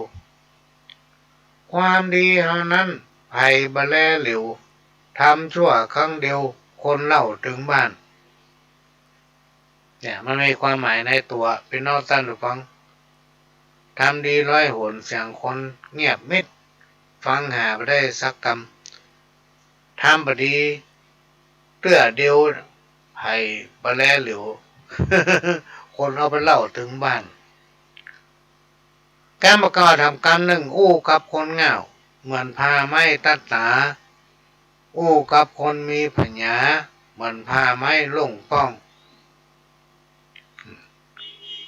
อธิบายอันยังให้คนเหงาฟังเนี่ยเวลาอู้เนี่ยออกไปนะมันจะเข้าใจยากพี่น้องท่านผู้ฟัง บางทีบ่เข้าใจเลยให้คนฉลาดฟังกรรมเดียวเขาฟังแล้วเข้าใจละยี่เป็น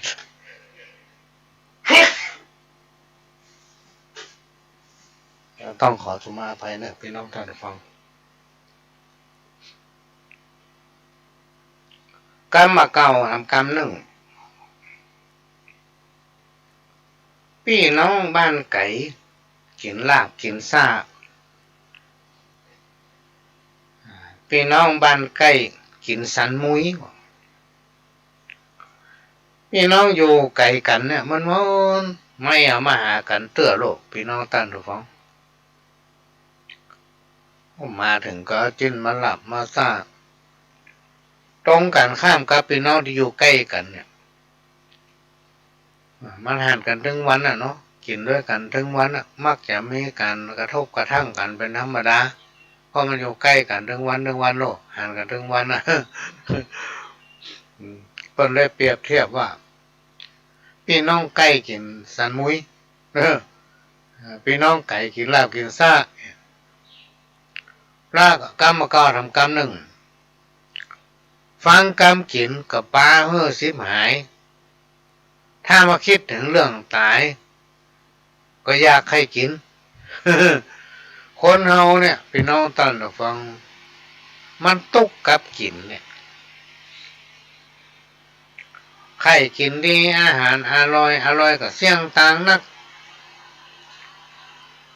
แต่เมื่อมาคิดถึงวันตายนะก็อยากจะกินติ๊ก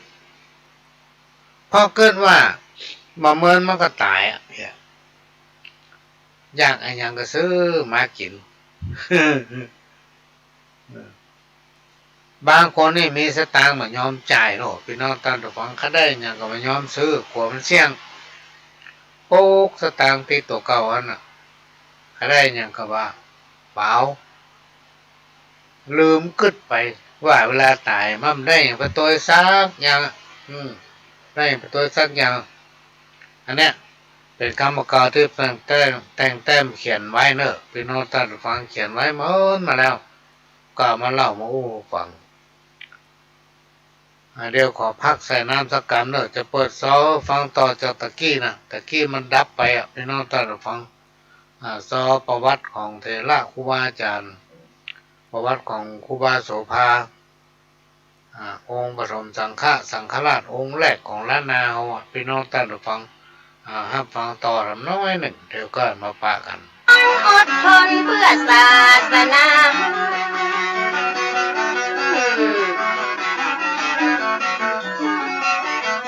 อย่าง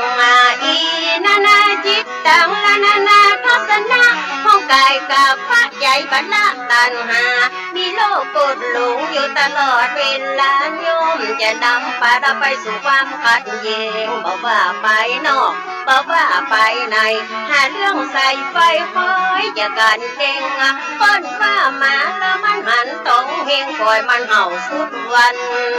สุดคืนเหมือนพา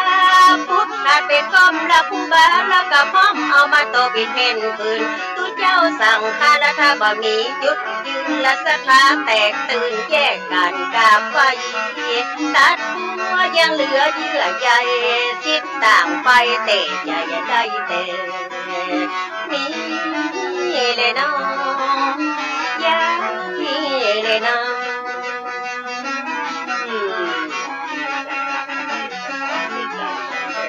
เจ้า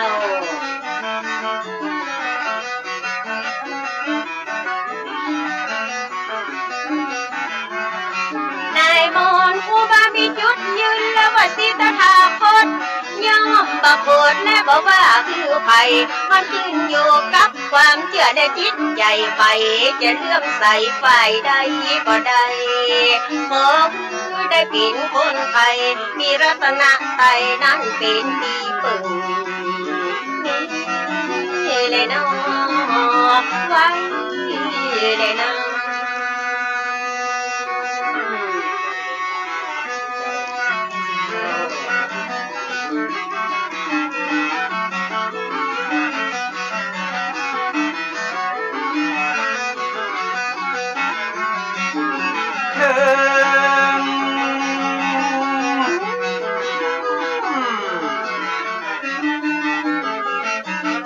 ความแตกแยกเป็นเรื่องธรรมดาต้องมีปัญญาคอยมากำกับแยกผิดแยกถูกนั่งนับนอนนับทิฏฐิบ่ดับก็ต่างคนต่างแทง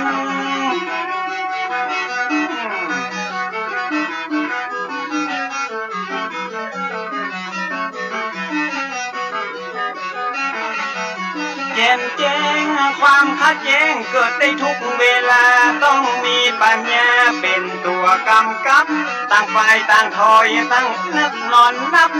ต้องยอมรับพร้อมฮืออภัยครูบาได้ทำไว้เป็นแบบอย่างครูบาได้สร้างเพื่อพระสงฆ์ตั้งหลายได้ชี้แจงคือคนเข้าใจได้อธิบายคือคนได้หูหลวงปู่ได้ชี้แจงเนาะ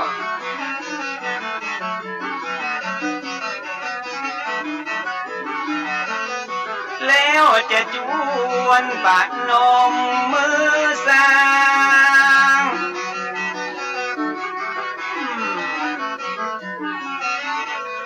ครูบาโสภาผู้ดูแลศาสนา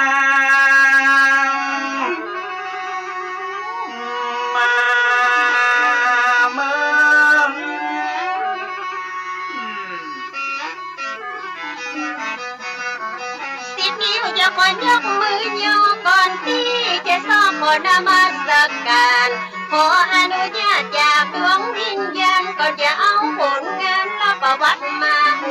มาเผยแผ่แก่สาธารณชนซึ่งมีอยู่หลายคนที่ยังบ่ฮู้หลายคนอยู่ที่บ่ฮู้เนาะคนที่ฮู้แล้วก็ฟังเพิ่มยังมีหลายคนนะที่ยังบ่ฮู้ ยังมีหลายผู้ก็ที่ยังสงสัย40,000บัวซ้อนมาขอถวายมาซอขยายคือพระสงฆ์องค์เจ้าตลอดจนถึงศรัทธาญาติโยมบ่ใจกำลมที่จะอมมาเล่าเป็นเรื่องจริงตั้งแต่ปลายหอดเก้ามาฮือหมู่เอาได้อย่าฟังทางเด้อพี่จะได้บอกเนาะอย่างน้อยก็ได้ปลุกจิตสำนึกคือได้ระลึกนึกถึงความหลังบ่ฮือไทยเลือกฮักยังคนเรื่องเก่าหลังคือคนตอบโต้เพื่อเอาไว้เป็นกรณีศึกษาถึงจะผ่านมาตั้งแต่ปีมาโขนาดเนาะยังไม่เรื่องเก่าและ7พระเจ้าหาผู้ที่จะเลือกเอามาอู้และสาระเกณฑ์สารเรียกหาบใดละบ่มีไม่การมาบ่มีอ่านบ่ต้องเอามาอวดเปิ้นว่าเขาละมันสุขในไหละบ่ได้สุขในละตากาซาหวดบอกทุกอย่างให้สิละหมอกให้โยมให้อวดที่บ่เอามาอวดอันนั้นบ่มีสาระแน่นอนเจ้าแต่นี่มันเป็นเรื่องดีมีสาระเรื่องของตุ๊กพระเปิ้นบรรละเหล่าโก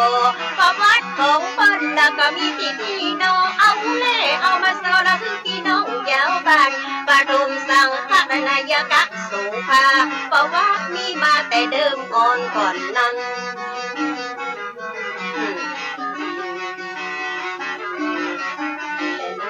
ประวัติมีมาแต่เดิมอ่อนก่อนนั้นตามที่ได้อ่านจากในหนังสือว่ามีผัวเมียคนที่น่านับถือไผ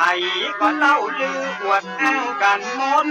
ผัวชื่อว่าพ่อนานอินตะเคยบวชเป็นพระใจสะอาดหมดจดเมียชื่อสอนใจบ่ห่อนกดบ้านอยู่ตั้งวันตกงาของาเวียงเปิดกับเจ้าบัวซอนจะบอกกับเจ้าบัวซอนนี้นะเจ้า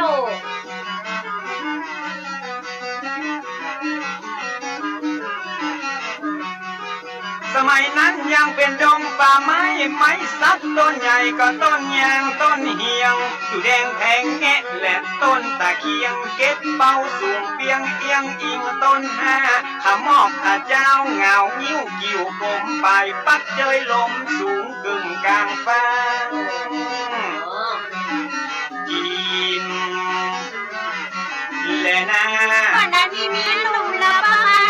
ต้องละบ้านอยู่บ้านละมือบ้ารถปูรักงูไว้หอยตาปลาดงพี่ไม้ไหวลงละเล่เข้าบ้านปีที่หน้าแบบประหลาดหัวใจตากันสงสัยว่าเมียยังอัน10 20 ปีและที่ผ่านมานั่งเหตุการณ์อย่างอันบ่เคยเหตุการณ์อัศจรรย์แม่ก็เจ็บต้องและจะเกิดลูกลักที่ได้ฟุ้งฟักและนานนับเกือบปีถ้าพันอังการละเดือน8 ปอดีละคือ1 ปี4มาลองเม่นมันพศ2374นั้นนาแม่สดเกิดถูกมาพร้อมเหตุการณ์นั้น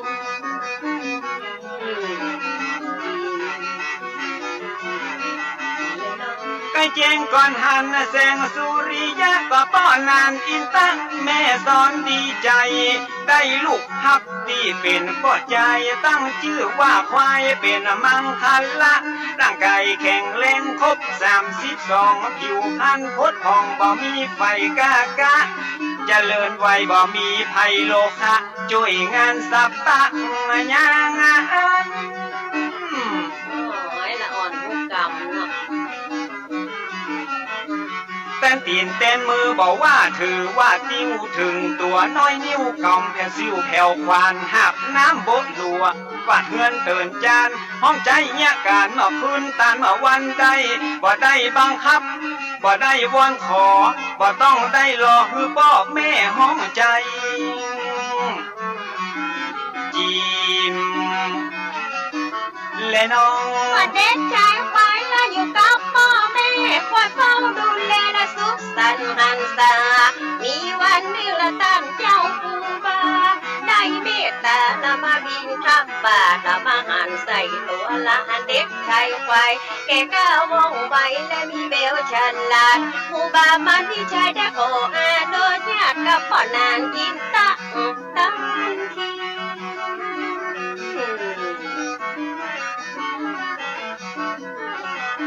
เอาไปเป็นละขันยอมละห้ำเงียนเขียนอ่านฝึกฝนสันดานกองเก่าคักสีคือได้เป็นตะบนเก่งคนดีที่วัดไฟนี่ละใจนิ่งเตียงมันอยู่กับคนไปเหมือนผ้าไม้ตัดแต่พอยู่กับคนมีปัญญาจะมีวิชาหลายลำคำตกน้ำมาห่อนเป็นหินเนาะอยู่กับคนผ่านทางพาไปหาพิษอยู่กับบัณฑิต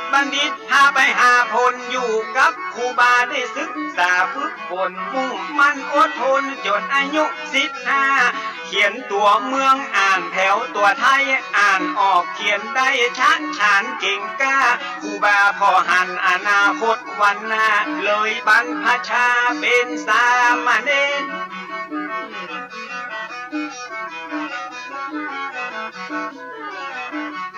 สู่ร่มเงาผ้ากาสาวาพัดท่องมนต์ทำวัดเคร่งครัดตามเกณฑ์ขยันชนะสละวักเวนแม่นตัดชัดเจนเป็นที่อวดอ้างอักขระวิธีบาลีนักธรรมเก่งแถมชำนาญบ่ผิดพลาดพลังเก่งขนาดเนาะจีม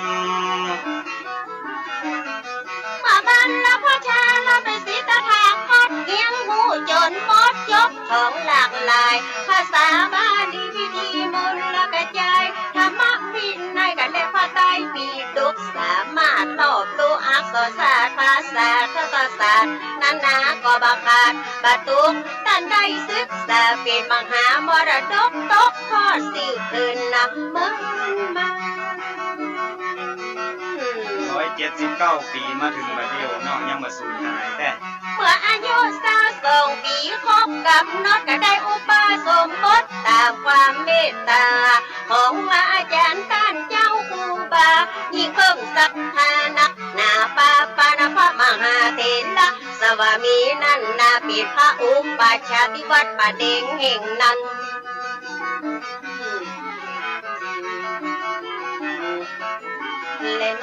ได้เจ้าอาวาสวัดป่าแพ่งเมตตามาเป็นกรรมวาจาจารย์วัดไฟหินเป็นอนุสาวนาจารย์ได้ฉายางามว่าโสภาภิกขุได้ศึกษากะเฮียนต่อเพิ่มเติมจากของเก่าเดิมมาจากเนนฮอดตุ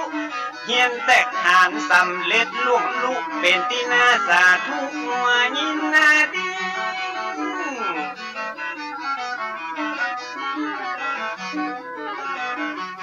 ได้ห้ำเฮียนต่อไปนั่นเล่าเป็นตูเจ้าได้ประมาณ1 ปีครูบามาลวิชัยก็ได้สิ้นชีวิตได้รับหน้าที่แต่นครูบาเจ้าเป็นผู้สืบทอดเจตนาลมขอพระน้อยขยงเป็นผู้นำเป็นเก่าจีนและน้องตั้งแต่ปีพศ2398เป็นเริ่มทำตามแบบละครูบาอาจารย์ครูบาโสภาและมีวิชาเตกฉานทั้งกรรมนประธานและอาการละจัดการมีและตั้งการศึกษาแก่สามเณรและเราสังฆะมูลกัดยายและวิทยาสามัญญาปิธานนาเจ้าผู้หลายแขนงวิชาตอนนั้นห้องว่ากันสถาเป็ดมักใครคือวัดละมีครบองค์3สร้างต้องรอบรู้ละได้เป็นผู้นำมีพระธรรมละพิเศษนำนาวัดก็มันคงสูงว่ามีบทบาทพุทธศาสตร์ก็จะตกต่ำยาถ้าบ่เก่งเต้หน่อยเนาะครูบาโสภาได้รับการยกย่องเป็นผู้จบทองกะหลากหลายสาขาพระไตรปิฎกอัฏฐ ฏิกาวิปัสสนากรรมฐานเข่งครัดจบนิรุตทางอักษรศาสตร์เอาสูตรนักปราชญ์และการปฏิบัติท่านเอาเงิมหาอยู่ตั้งหลังวัดบำเพ็ญวิปัสสนาถึงวันเงิมหาหลังวัดเอาปฏิยัติปฏิบัติปฏิเวทเป็นขอบเขตและเป็นพื้นฐานพุทธศาสตร์จะอยู่ยั่งยืนนานวัดเป็นสถานที่น่ากลับไว้คนบ่ฮู้บ่มีผู้นำคนบ่มีคุณธรรมบ้านเมืองจะฮ้อนหายยิ้มและน้องนอกจากด้านปริยัติและด้านปฏิบัติสิ่งสาราสัตว์ท่านยังหูภาษาเสียงนกเสียงหนูเสียงไก่เสียงกาถ้าตั้งนึกกักถ้าก็เข้ามาหาอดครูบาท่านเก่งเทศตนกักถ้าเหาะขืนไปมาบ่ต้องได้ขี่รถกักถ้าหาโคเป็นร้อยบดปันบดบ่ต้องจบยำใดถ้าได้เป็นสมัยไป เก่ เดี ง ยว ขนาดเนาะเนาะเสียงนกเสียงกาได้เฮียนหูมาเพิ่นนี้ตำราจาโบราณอาจารย์ต้องอาศัยและในปัญญาญาณตะกับละมาทานชาณเกกาหูแต่มีแต่ในอดีตตะการในปัจจุบันข้ามาให้ยืนยันตาถึงวันนี้ถ้าจะเขียมนะแม่เนาะเจ้าแถมมาเรื่องนั้นก็หันกันจะกับพี่น้องอังวะตะกุ้งหงสาเปิ้นเล่าลือกันแต่เหินเมินมาว่าหันครูบาไปเดินบินทับบาทสถาตัดเอากะลงบาเป้าคัดจนเป็นเงางามจนสะอาดเอาใส่น้ำเมียงแล้วเอาใส่บาตรถวายท่านเจ้าครูบา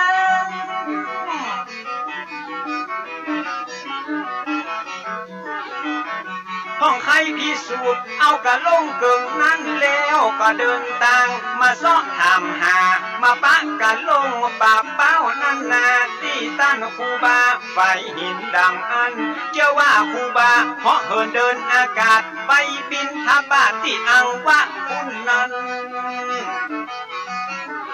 กินและน้อง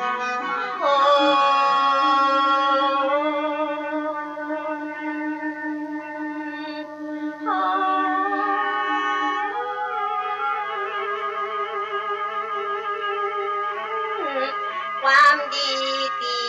ทำไว้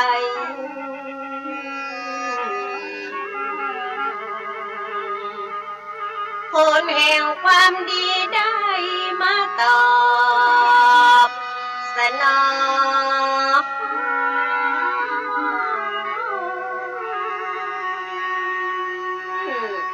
แต่ครูบาโสภาผู้สร้างความเหลือหลอแก่ศาสนาบวรและศรัทธาเจ้าบ้านทางการใดน้องถวาย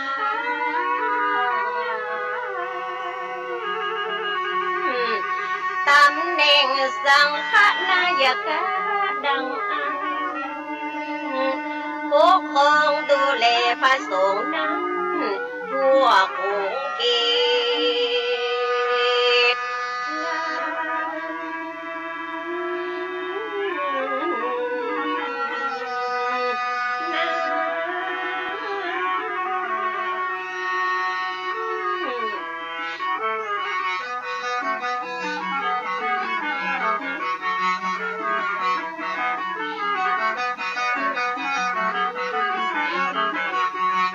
เก่งบริหารจัดการทุกด้านตั้งวัดตั้งบ้านไปนอกไปในความดีมีหลายไผ่ก็ชอบสู้และมีความหู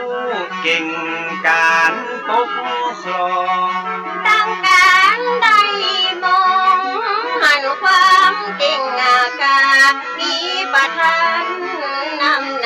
พระเจ้าวิชญาลุนถวายตำแหน่งเบื้องบนสมานาศักดิ์เทระเป็นปฐมสังฆนายกโสภา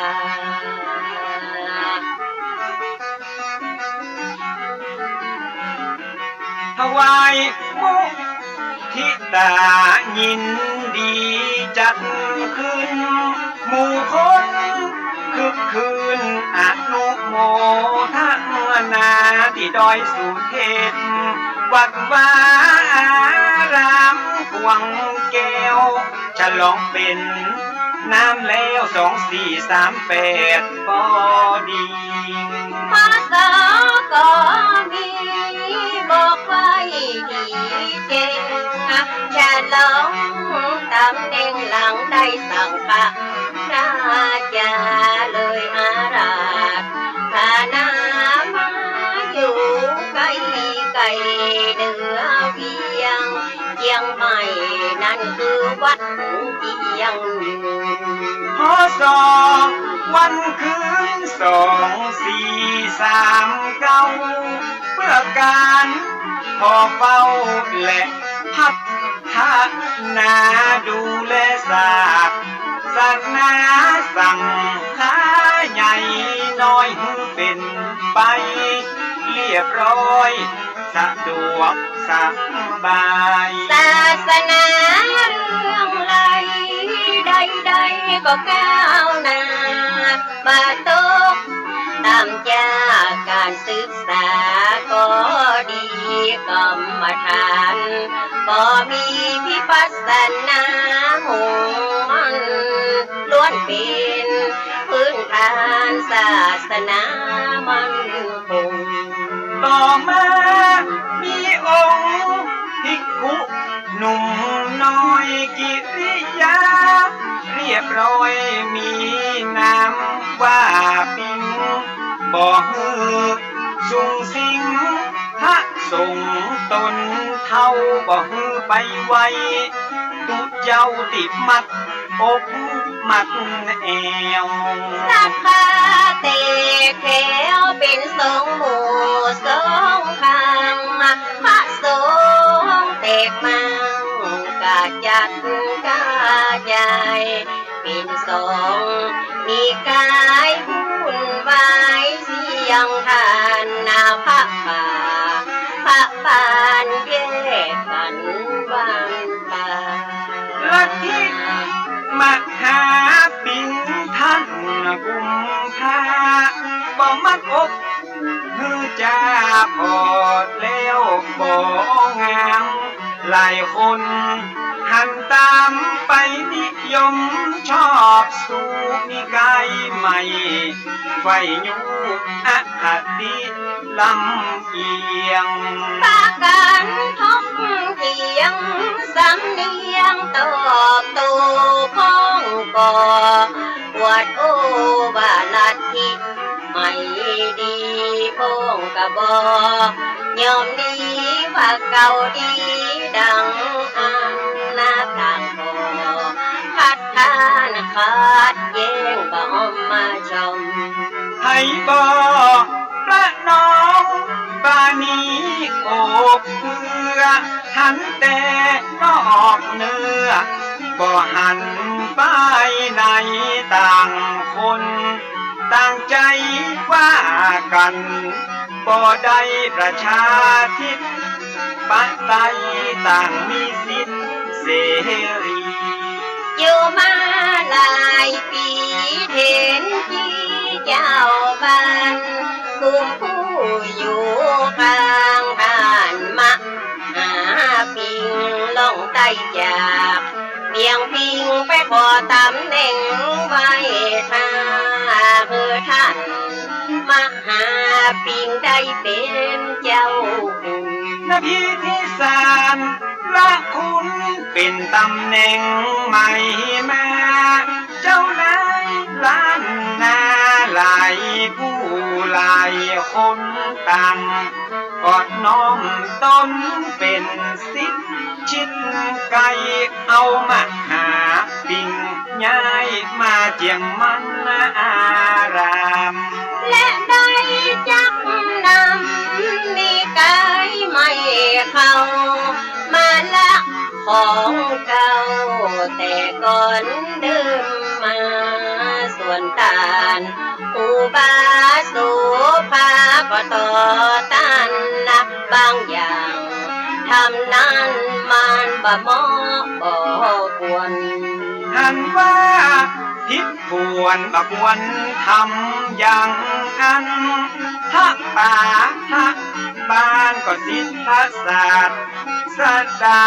องค์พระศรัทธาพระพุทธเจ้าไปแยกหมู่แยกเล่ากันอันจะได้ทำดีทำไปขออย่าได้อวดอ้างมายกตนผมท่านโบราณว่าบ่ดีป่าเวนีล้านนาเก่าเกือถ้าบ่โอบเอื้อก็บักควรทำลายคือได้สูญหายไปจากโลกลานาคตวันหน้าลูกหลานของเฮาจะเดือดร้อนมองเงาจะเอาให้ยังมาอ้างปากันแยกมั่งบ่สร้างความสามัคคีผู้บ้าก็มีเจตนาดีชัดเจนบ่ใหญ่ไปเก่งขัดแย้งวางต่างบ่ใจไปคอยแล้วหวังอยากดังมีนาเพื่อภาษาศาสนาและศรัทธาญาติโยมจะได้สุขสมเหมือนอย่างก่อนกี้ถ้าเป็นอย่างนี้บ้านเมืองก็วุ่นวายป่าฮือยิ่งใจตั้งหลายหนุ่มเท่าสับสนแต่เราเลือกหักเลือกยังยิ่งรู้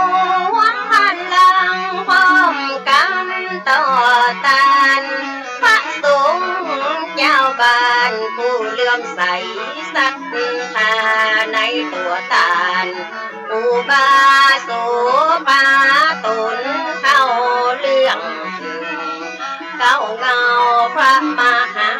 ธีลาดูแลศาสนาสังฆาเมืองไต้เก้าเงา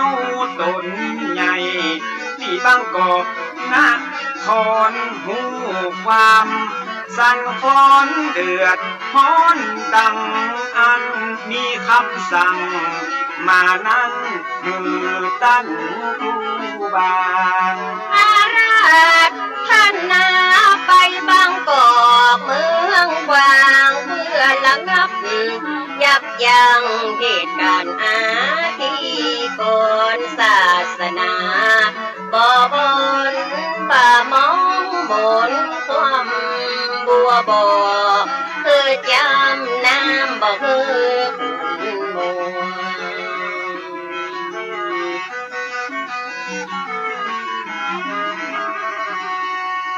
ลาย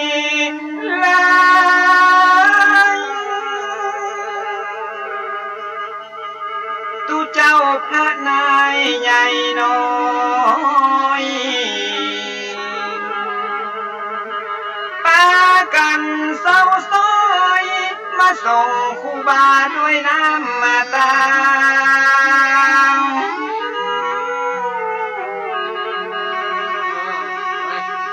ตลอดจนถึงคณะศรัทธาหลั่งไหลกันมาที่ตาน้ำมาดังกลัวปัญญาภูบาไปคัง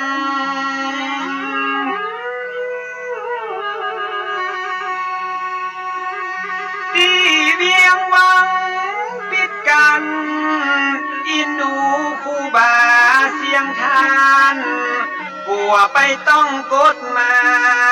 ย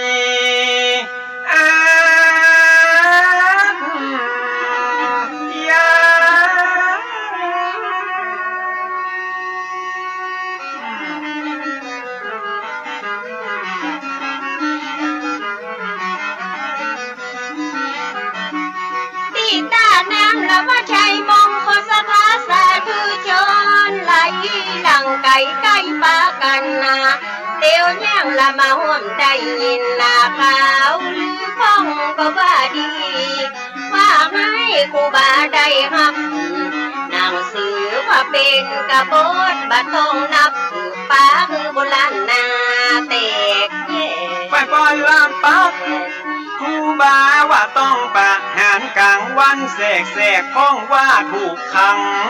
เดี๋ยวแยกว่าไปต่างๆนาเท่าลือแพ้ไปทั่วทิศป่าฮือลูกศิษย์ลูกหาผู้ที่เลื่อมใสครูบานั่งเจ็ดน้ำตา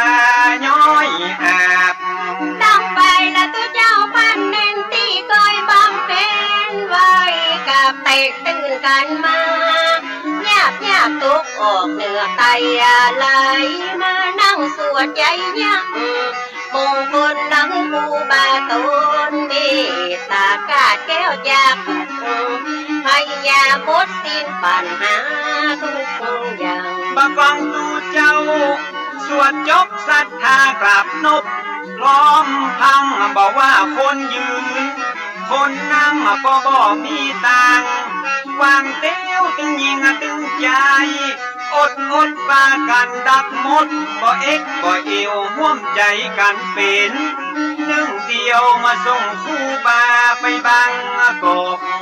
เมื่อคนนำมากันดวงหลายครูบาก็ได้ประกาศบอกเกษัตริย์พระพ่อออกไม่ออกบอกว่าไปนอกไป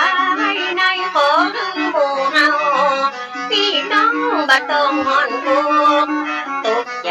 บ่ต้องเป็นห่วงเป็นใหญ่บ่ใจมีภัยขณะนี้พี่น้องท่านผู้ฟังก็กำลังรับฟังรายการสาระสปะร้อยอันปันเรื่อง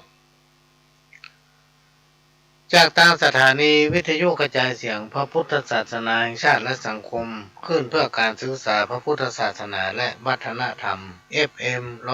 104.50 เมกะเฮิรตซ์วัดไฟหินวัดไฟหินตั้งอยู่ตำบลสุเทพอำเภอเมืองจังหวัดเชียงใหม่หลังมช.เนอะพี่น้องท่านผู้ฟังก็เป็นแม่ค่ายหลักที่นำเอาสาระสปะร้อยอันปันเรื่องจากทางสถานีต่างๆมาเผยแพร่ออกอากาศให้พี่น้องท่านผู้ฟังได้รับฟังกัน24 ชั่วโมงฟังและเข้าใจง่ายคนเอาธรรมะเอาพระนักเทศน์ที่มีชื่อมีเสียงที่ฟังและเข้าใจง่ายมาออกอากาศให้พี่น้องได้รับฟังและก็ต้องขอกราบขอบพระคุณทำสถานีวิทยุทำ5 สถานีที่ได้นำเอาเสียงรายการนี้เผยแพร่สู่พี่น้องท่านผู้ฟังถึงบ้านถึงจอง